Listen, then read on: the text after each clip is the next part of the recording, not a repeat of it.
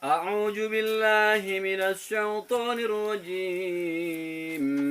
بسم الله الرحمن الرحيم. وننزل من القرآن ما هو شفاء ورحمة للمؤمنين ولا يزيد الظالمين إلا خسارا.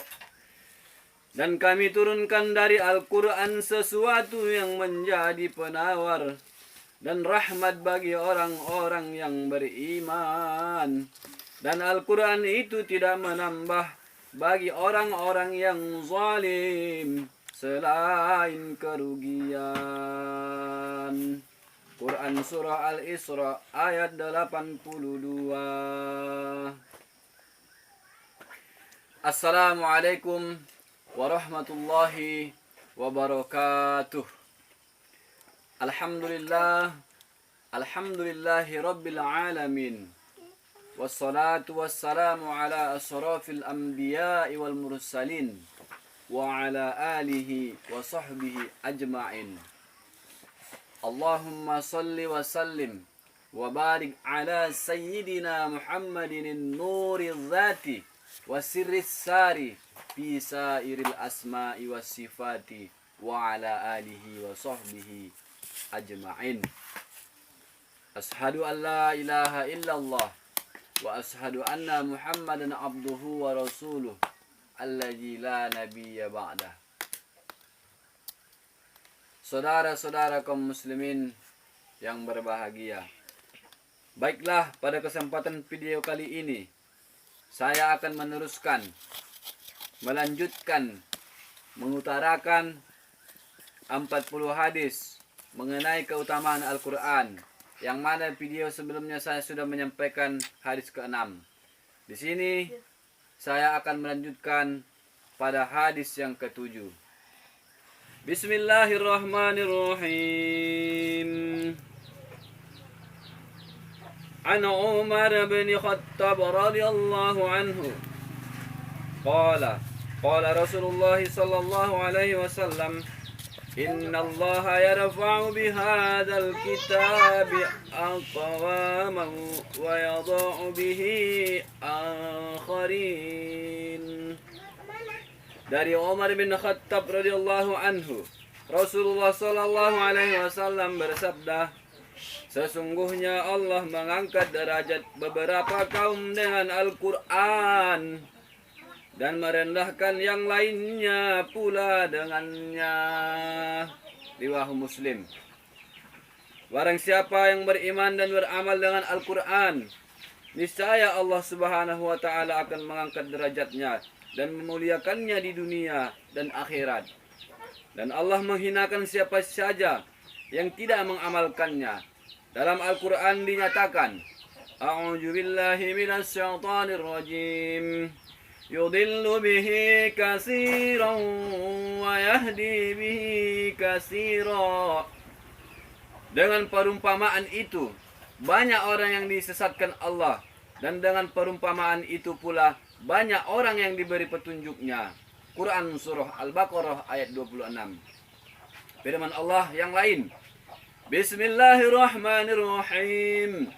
Wa nunazzilu minal Qur'ani ma huwa shifaa'un wa rahmatun lil mu'minin wa la yazidu zalimina illa khasara. Dan kami turunkan Al-Quran, sesuatu yang menjadi penawar dan rahmat bagi orang-orang yang beriman. Dan Al-Quran itu tidak menambah bagi orang-orang yang zalim selain kerugian. Quran Surah Al-Isra ayat 82. Rasulullah SAW bersabda, banyak kaum munafik dari umat ini yang membaca Al-Quran. Dalam Al-Ihya disebutkan tentang pernyataan alim ulama bahwa jika seseorang mulia membaca surat Al-Quran, maka malaikat mulai memohonkan rahmat untuknya, dan mereka akan terus-menerus dalam keadaan berdoa untuknya sampai ia selesai membaca Al-Quran. Tetapi ada pula seseorang yang mulai membaca suatu surah Al-Quran, Namun demikian malaikat mulai melaknatnya sampai ia selesai membacanya. Menurut sebagian ulama, terkadang seseorang membaca Al-Quran, tetapi tanpa disadari ia telah memohon laknat untuk dirinya sendiri terus-menerus. Misalnya ia membaca ayat Al-Quran yang berbunyi, Bismillahirrahmanirrahim. Ala la'natullahi 'alal zalimin. Ingatlah laknat Allah ke atas orang-orang yang zalim, karena ia sendiri berbuat zalim. Laknat Allah pun menimpanya. Atau ayat lain yang berbunyi, La'natullahi 'alal kadhibin. Laknat Allah kepada orang-orang yang berdusta. Quran surah Ali Imran ayat 61. Karena ia sendiri berbohong, ia pun terkena laknat Allah Ta'ala. Amir bin Wasilah radhiyallahu anhu berkata bahwa Umar radhiyallahu anhu telah mengangkat Nafi bin Abdul Haris menjadi wali kota Makkah Mukarramah. Pada suatu ketika, Umar bertanya kepadanya, siapakah yang dijadikan pengurus kawasan hutan? Ia menjawab, Ibnu Abdullah radhiyallahu anhu. Tanya Umar radhiyallahu anhu, siapakah Ibnu Ajja itu? Jawabnya, ia adalah seorang hamba sahaya. Umar radhiyallahu anhu bertanya, mengapa engkau mengangkat seorang hamba sahaya sebagai pengurus? Jawabnya, ia adalah hamba sahaya yang senang membaca Al-Quran. Mendengar hal itu, Umar radhiyallahu anhu langsung berkata, Rasulullah sallallahu alaihi wasallam bersabda, melalui Al-Quran Allah menghinakan banyak orang dan menaikkan derajat banyak orang. Hadis ke-8. Hadis ke-8, keutamaan Al-Quran. Ana Abdurrahman bin Auf radhiyallahu anhu anin Nabi sallallahu alaihi wasallam qol, salasun tahta al-'arsy yawm al-qiyamah. Al-Quran yuhajjul 'ibada lahu zahrun wa batnun wal amanatu war ruhimu tunadi ala man wasalani wasalahu Allah wa man qata'ani qata'ahu Allah. Dari Abdurrahman radhiyallahu anhu, dari Nabi sallallahu alaihi wasallam, ada 3 hal yang akan berada di bawah arsy ilahi pada hari kiamat. Ada 3 hal yang akan berada di bawah arsy ilahi pada hari kiamat. Yang pertama, Al-Quran yang akan membela hambanya. Ia memiliki zahir dan batin. Yang kedua, amanah. Yang ketiga, silaturahmi yang akan berseru. Ingat, siapa yang menghubungkanku, Allah akan menghubunginya.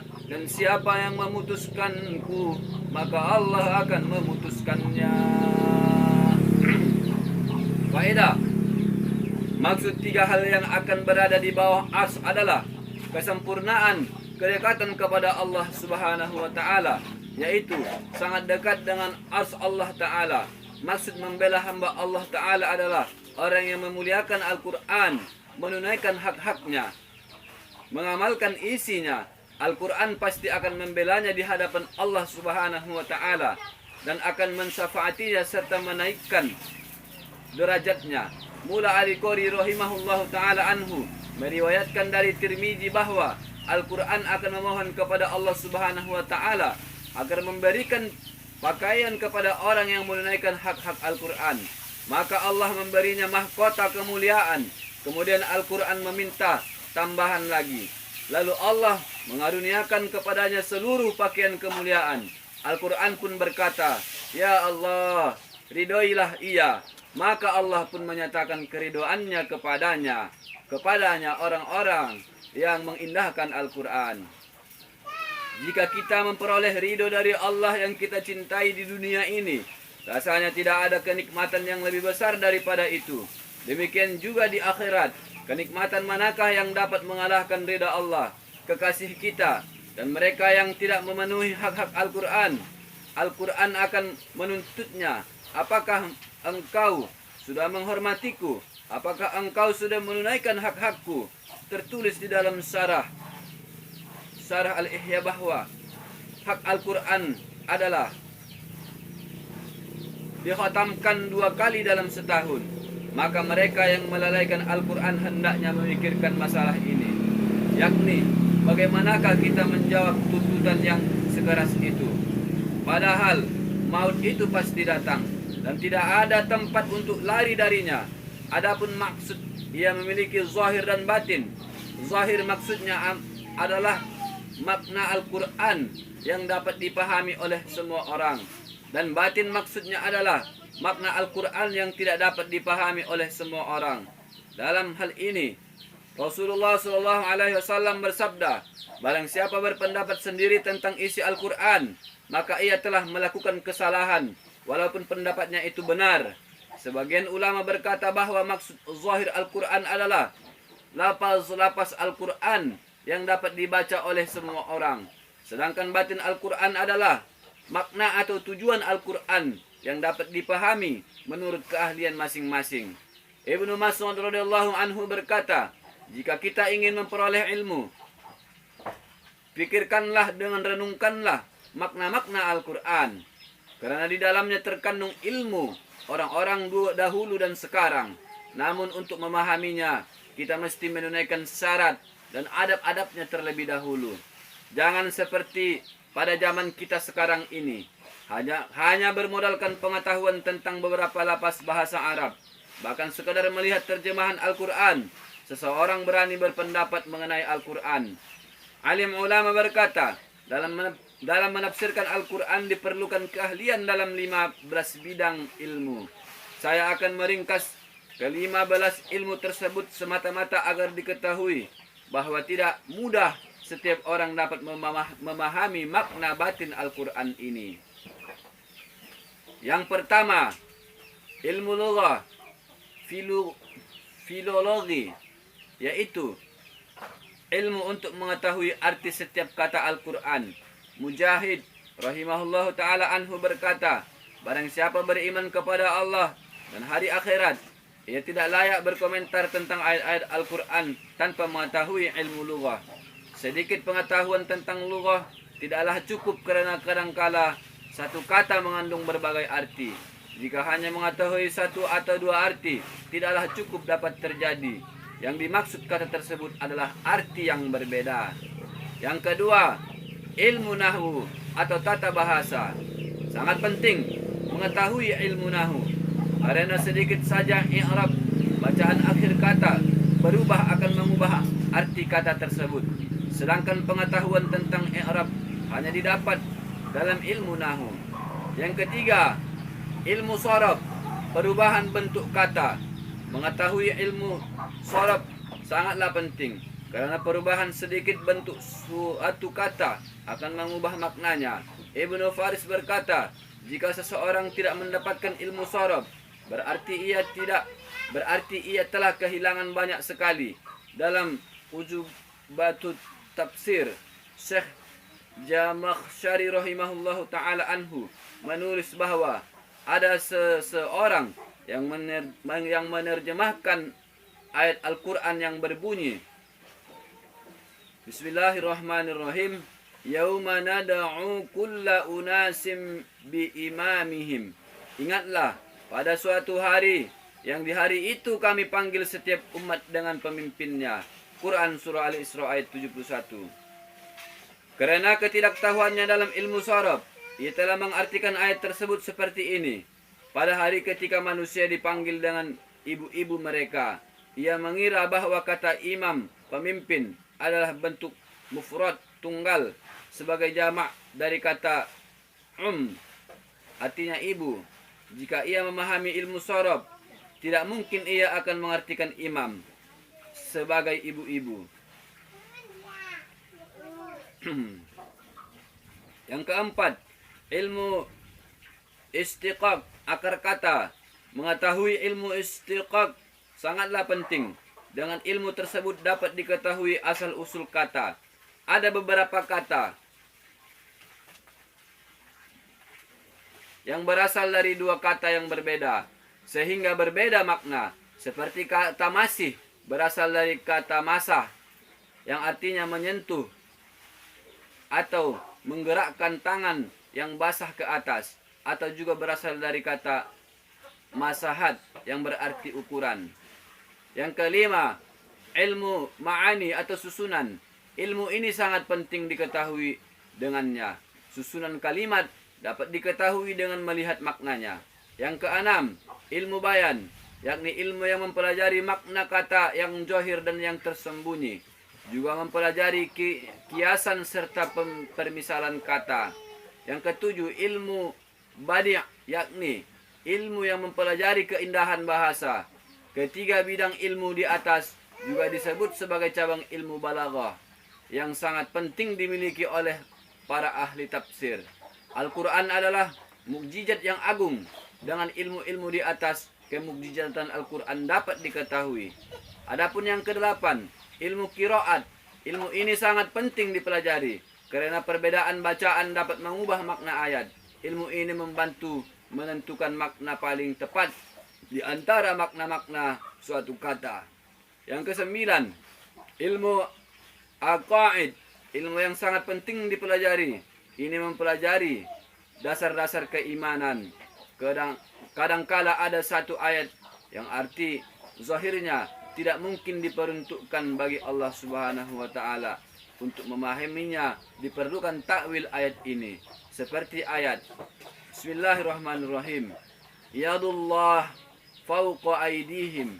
Tangan Allah di atas tangan mereka. Quran surah Al-Fath ayat 10.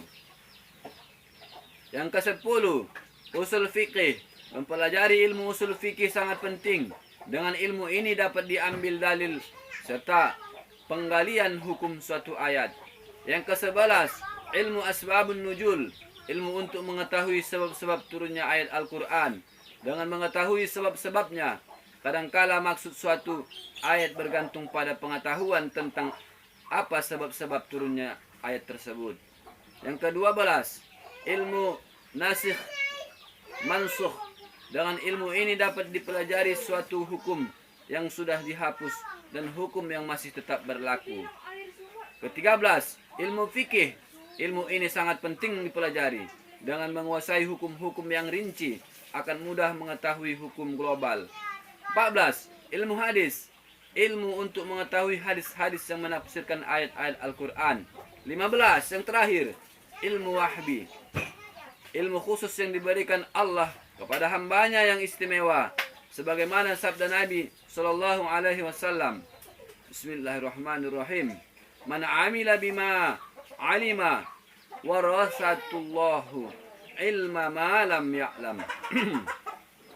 Barang siapa mengamalkan apa yang ia ketahui, maka Allah akan memberikan kepadanya ilmu yang tidak ia ketahui.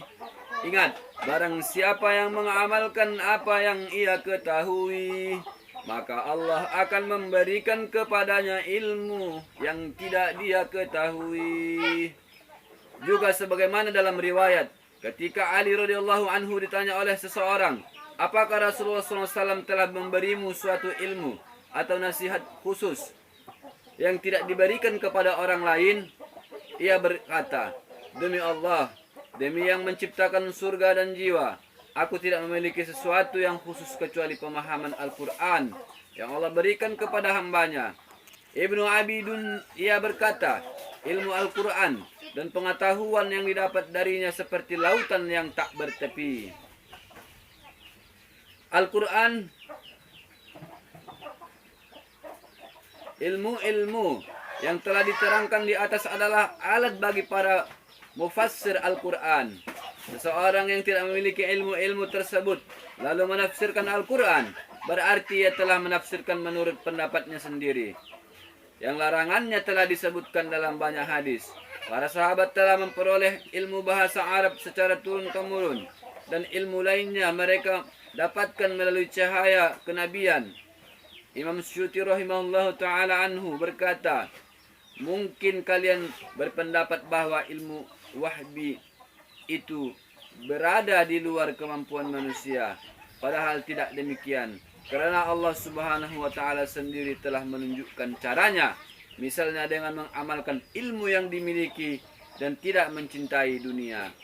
tertulis dalam Kimyasus Sa'adah bahwa ada 3 orang yang tidak akan mampu menafsirkan Al-Quran.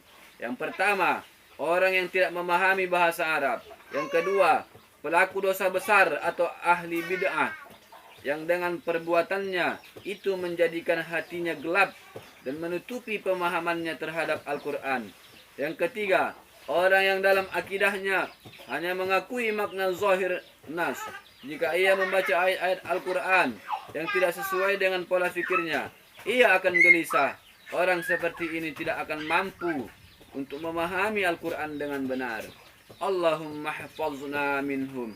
Ya Allah, lindungilah kami dari mereka. Amin ya rabbal alamin.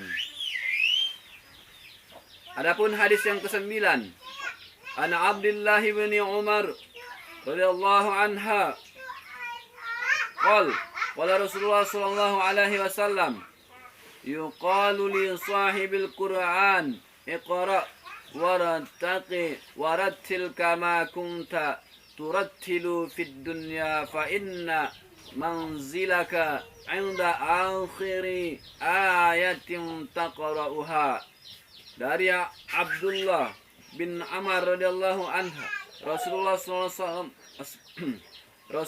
sallallahu alaihi wasallam bersabda, akan dikatakan kepada ahli Al-Quran pada hari kiamat, bacalah dan teruslah naik, bacalah dengan tartil seperti kamu membacanya ketika di dunia. Sesungguhnya tempatmu adalah di akhir ayat yang kamu baca. Ahmad, Tirmizi, Abu Daud, Nasa'i, Ibnu Majah, dan Ibnu Hibban. Faedah, maksud ahli Al-Quran adalah hafiz Al-Quran. Mula Al-Qari rahimahullahu ta'ala anhu menjelaskan bahwa keutamaan itu hanya diberikan kepada hafiz Al-Quran, tidak termasuk orang-orang yang membaca Al-Quran dengan melihat. Alasannya adalah, pertama, karena lapas itu ditunjukkan kepada ahli Al-Quran. Kedua, sesuai dengan riwayat Imam Ahmad, yaitu hatta yaqra'a syai'an ma'ah, sehingga ia membaca sesuatu yang bersamanya. Kalimat ini cenderung ditujukan kepada hafiz Al-Quran, meskipun ada kemungkinan orang yang selalu membaca Al-Quran juga dapat termasuk di dalamnya. Disebutkan di dalam Mirqad bahwa hadis ini tidak berlaku bagi pembaca Al-Quran yang dilaknat Al-Quran. Hal ini berdasarkan hadis yang menyebutkan bahwa banyak orang yang membaca Al-Quran, tetapi Al-Quran melaknatnya. Oleh sebab itu, banyaknya membaca Al-Quran yang dilakukan oleh orang yang berakidah menyimpang bukan suatu dalil bahwa ia adalah orang yang diterima di sisi Allah. Banyak hadis semacam ini yang membicarakan tentang kaum Khawarij. Dan mengenai tartil, Syekh Abdul Aziz nawwarallahu marqadahu menulis di dalam tafsirnya bahwa arti asal tartil ialah membaca dengan terang dan jelas, sedangkan secara syar'i yaitu membaca Al-Quran dengan tertib seperti di bawah ini. Pertama, setiap huruf mesti diucapkan dengan makhraj yang benar, sehingga ta tidak dibaca ta dan dad tidak dibaca Allah.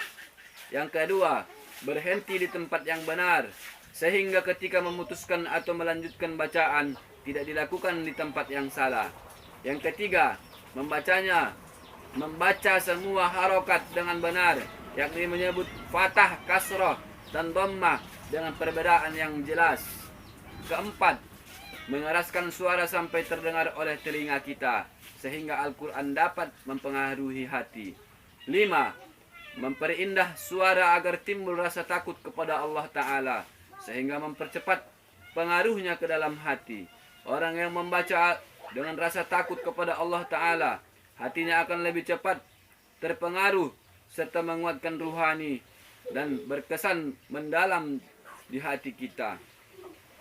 Menurut para ahli pengobatan, jika ingin agar obat lebih cepat berpengaruh ke hati, dan sebaiknya obat itu dicampur dengan wewangian. Obat dapat lebih cepat berpengaruh ke lever jika dicampur rasa manis, karena lever menyukai yang manis. Oleh sebab itu, saya berpendapat jika seseorang memakai wewangian saat membaca Al-Quran, akan lebih menguatkan kesan di hatinya. 6.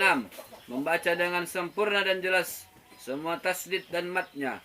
Jika membaca dengan lebih jelas, maka akan menimbulkan keagungan Allah Ta'ala serta mempercepat masuknya kesan ke dalam hati kita. 7. Memenuhi hak ayat-ayat rahmat dan ayat-ayat ajab seperti yang telah diterangkan sebelumnya.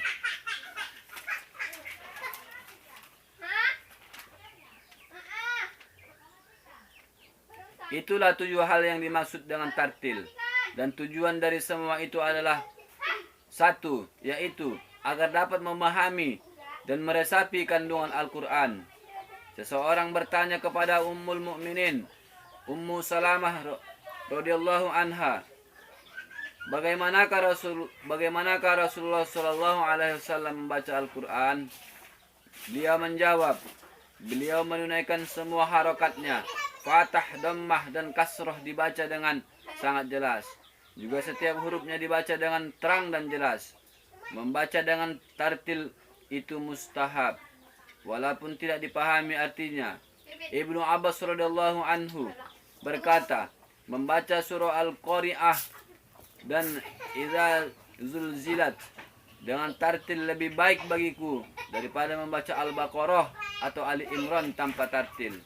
Alim ulama menjelaskan maksud hadis di atas, bahwa membaca Al-Quran huruf demi huruf akan menaikkan pembacanya setingkat demi setingkat, sehingga diriwayatkan bahwa derajat surga sama dengan derajat Al-Quran.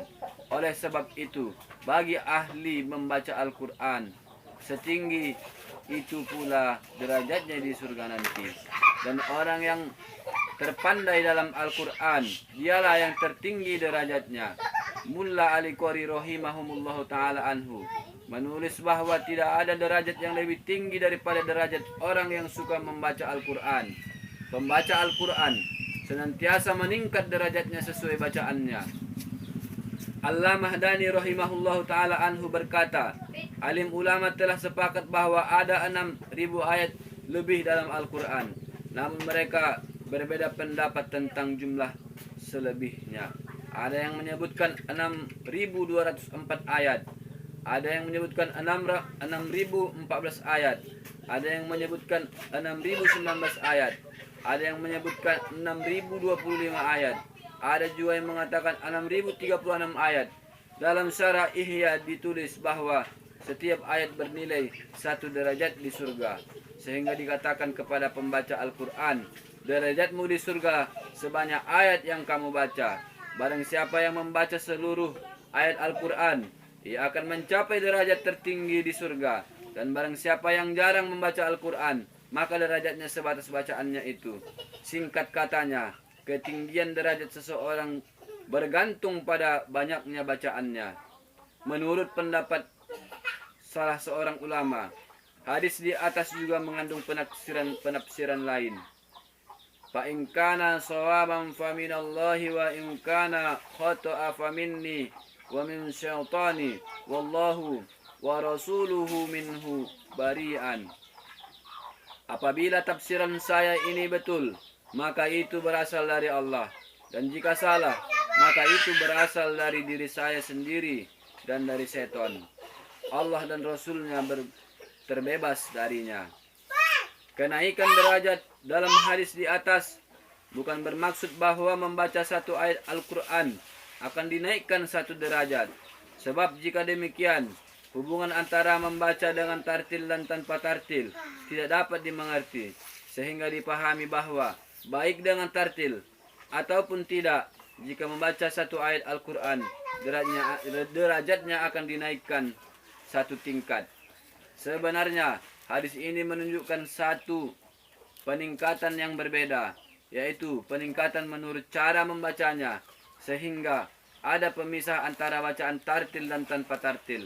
Oleh sebab itu, barang siapa membaca Al-Quran dengan tartil ketika di dunia ini, dengan tartil itulah ia akan membacanya di akhirat, sehingga ia memperoleh ketinggian derajat yang sesuai. Mula Ali Qori rahimahullahu ta'ala anhu meriwayatkan sebuah hadis, barang siapa sering membacanya di dunia, maka di akhirat ia akan dapat mengingatnya. Dan jika di dunia ia tidak membacanya, maka ia tidak akan dapat mengingatnya di akhirat. Semoga Allah Subhanahu wa taala memberikan kemurahan-Nya kepada kita. Banyak di antara kita yang orang tuanya bergairah agar anak-anaknya menghafal Al-Quran. Namun karena ketidaktawajuhan dan karena kesibukan dunia, hafalan tersebut menjadi lupa dan sia-sia. Sedangkan di sisi lain, beberapa hadis menyebutkan bahwa barang siapa berusaha menghafal Al-Quran dengan sungguh-sungguh dan susah payah, lalu ia meninggal dunia, maka Allah Subhanahu wa taala akan membangkitkannya dalam golongan para huffaz. Kemurahan Allah Subhanahu wa taala sungguh tidak berkurang jika kita berusaha memperolehnya. Seorang penyair berkata, "Wahai syahid, kemurahan-Nya untuk semua. Engkau tidak akan menolak kemurahan ini jika engkau benar-benar pantas." Saudara-saudara kaum muslimin yang berbahagia, baiklah, pada kesempatan ini mungkin sampai pada hadis 9 yang saya sampaikan, yang akan saya lanjutkan untuk membaca sampai ke 40 hadis berikutnya. Saudara-saudara kaum muslimin yang berbahagia, semoga video kali ini makin menambah untuk semangat para pendengar untuk membaca Al-Quran, untuk semakin giat, semakin cinta dengan Al-Quran. Mari kita sama-sama untuk meningkatkan kualitas kita untuk membaca Al-Quran. Bagi yang belum pandai membaca Al-Quran, semoga ada niat di hati saudara-saudara untuk belajar membaca Al-Quran. Dan bagi yang sudah sedang belajar membaca Al-Quran, semoga Allah Ta'ala memberikan taufik agar semakin cepat, semakin pandai dan ahli dalam membaca Al-Quran. Amin amin ya rabbal alamin. Subhanallah wa bihamdi, subhanallahumma wa bihamdika, ashadu an la ilaha illa anta, astaghfiruka wa atubu ilaik.